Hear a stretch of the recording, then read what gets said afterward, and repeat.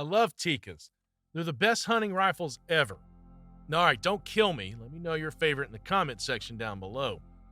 Typically retails around $750 to $800, yet feeling like a custom action under $2,000. The smooth action combined with a quality cold hammer forged barrel means the T3X Lite is generally very accurate. Out of the box, it'll group around or under MOA with good ammo. Tikka T3X Lite is almost unbeatable. It's an extremely good gun, and there's so many different stocks, pre-fit barrels, other things that you can do to it over time. That's why I talk about Tikka so much on this channel. They are awesome. Today's T3X Lite has changed little in basic form, though newer variants like the Rough Tech and Superlight models add texturing and weight cuts. A 6.5 Creedmoor T3X Lite with a 24-inch barrel, for example, is officially about 6.7 pounds unloaded, which is remarkably light for a full-size hunting rifle.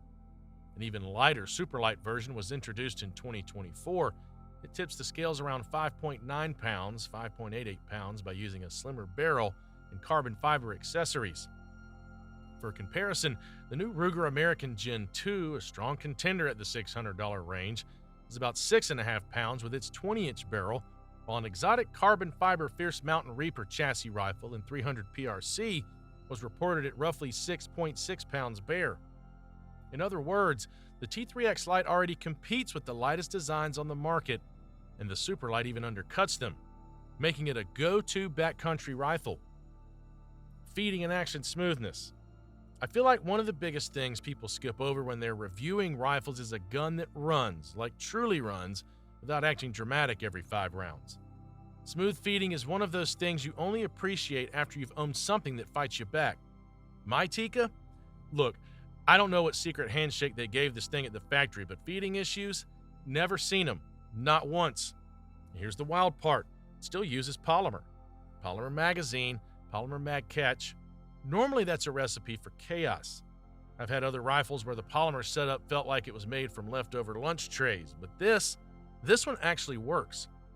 Push the catch and that mag comes out with attitude, like a handgun mag ejecting because it's tired of your nonsense. Honestly, we could probably measure the launch distance. Might turn that into a sport one day. Anyway, big reason this rifle feeds so cleanly is the ridiculous feed ramp it has. I mean, it's huge. You look down into the action and the ramp is basically guiding that round like a traffic officer with a flashlight. Long, smooth, generous angle. Cartridge comes up, hits the ramp, and just glides into the chamber like it knows exactly where to go. No drama, no hesitation. So here's a test I've started using for every bolt gun I review. 20 rounds loaded in the mag, and all I do is cycle. Not fire, just feed, one after another. If it can roll through all 20 without a single hiccup, it passes, and honestly, at this price range, maybe 1 in 4 rifles actually make it to the end. Most of them stumble somewhere around round 12 or 14. The Tikka doesn't even blink. Now, probably the closest thing to it on the rack is the Bergara B14 Hunter. Solid rifle, a lot to like, but I can't call its feeding perfect.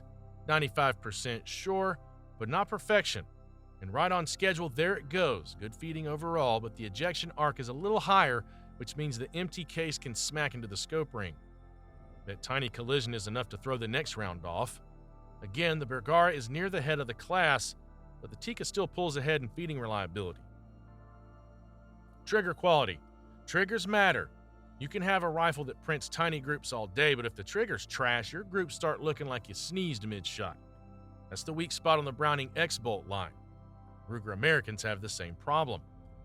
I reviewed the Ruger American Go Wild not too long ago. Great gun, price is right, but the trigger, you've got that little safety blade on the front. Nothing wrong with that by itself, but the way this one moves before it breaks just feels off. You pull it, the blade wiggles, the whole thing shifts, and then it finally decides to fire. You can literally see the pre-movement if you look for it. Winchester XPR, respectable trigger, just heavy. No creep, but you're working for it. Mauser M18's in that same camp. Heavy break, then a long bit of after travel. Not unusable, just not impressive. Tikka, on the other hand, nailed it. Their trigger feels like it belongs on a rifle that costs more than it does. Light pull, clean break, zero drama. Yeah, there's some over travel, but honestly, the part that actually matters, the pre-travel, the creep, is basically non-existent. You hit the wall, it breaks, that's it. Tikka's trigger legitimately makes you shoot better than you deserve. Now for the fun part, accuracy. One thing I really like about the T3X is that it doesn't get picky with ammo. It shoots a wide range of loads well enough that you're not stuck hunting down a single magic box. This one's in 6.5 Creedmoor. I'm running some hand loads, but they're not tuned for this rifle. These are loads I normally run in my Sig Cross, so whatever group we get here is straight up how the rifle wants to behave, not some tailored load development. The Tikka's combination of a precise action and good barrel yields very consistent accuracy. Reviewers routinely see sub-MOA groups from a T3X Lite when using match or premium hunting ammo. One user reported tight groups averaging under an inch at 100 yards with a 270 Win T3X Lite, with multiple loads performing well. In controlled tests, American riflemen put the 308 Win Superlight model on a machine rest and recorded about 1.5 MOA average, 0.9 inch best, with a soft lead hunting load. They noted that with a slower shooting cadence or hand loads, it would likely tighten to under 1 MOA. In real use, the Tikka almost always shoots well enough for hunting. Even a new shooter quickly found one grouping under an inch and never had to be concerned with accuracy during a moose hunt. Many experts consider the Tikka's accuracy very good for the price. In fact, the American Rifleman reviewer concluded that Tikka rifles are affordable, accurate, even more so with heavier barrels, and have nice design features. In other words, a top-tier platform for the money. When compared to similar bolt guns like Browning's X-Bolt, Weatherby Vanguard, Bergara B14, etc., the Tikka tends to land in the upper tier of accuracy. A recent Backfire.tv survey of dozens of rifles found the Tikka T3x Lite among the very best sub-$1,000 guns. It was even the author's top recommendation on a $750 budget, calling it an absolute no-brainer with legendary action and phenomenal accuracy. In summary, the Tikka nearly always delivers the tight groups needed for ethical hunting shots. Stock, recoil, and ergonomics. Where the T3x Lite has some trade-offs is in its stock design. Factory stock is a simple glass-reinforced polymer with a beveled comb and a slim forend. While this saves weight, it doesn't cradle the barrel very aggressively. In fact, reviewers have noted that the barrel barely clears the forend, so it's not truly free-floated. Under recoil or bipod use, the stock can press against the barrel in unpredictable ways, which can make felt recoil snappier. Jim Harmer's 2025 testing explicitly flagged this. He wrote that the Tikka stock doesn't handle recoil well, describing it as not very rigid with an overly stiff butt pad and only acceptable geometry. All of these factors contribute to the Tikka's relatively heavy feel of recoil for its weight. In practice, most hunters simply replace the stock or butt pad if needed. Aftermarket pads and even custom stocks can cure the issue. Similarly, the standard Tikka Lite comes without a threaded muzzle. The lighter models use a thinner barrel. E.g., the Roughtech Superlight has a tapering 20-inch barrel threaded M15x1 with an included 5/8 adapter. But the base light model is typically untapped. This frustrates suppressor or brake users, though the Superlight solves it. Compared to the competition, the Tikka stock is better or worse depending on what you choose.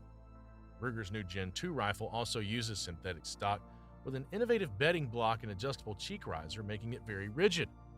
A Bergara B14 or CVA Cascade, same factory lineage, will make a heavier, more traditional stock that doesn't flex much. Weatherby's Vanguard has a very stiff polymer stock too. Weights and variants. A major reason the T3x Lite excels its weight, the base light, often with 22 to 24 inch barrel, tips the scales around 6.6 to 6.7 pounds.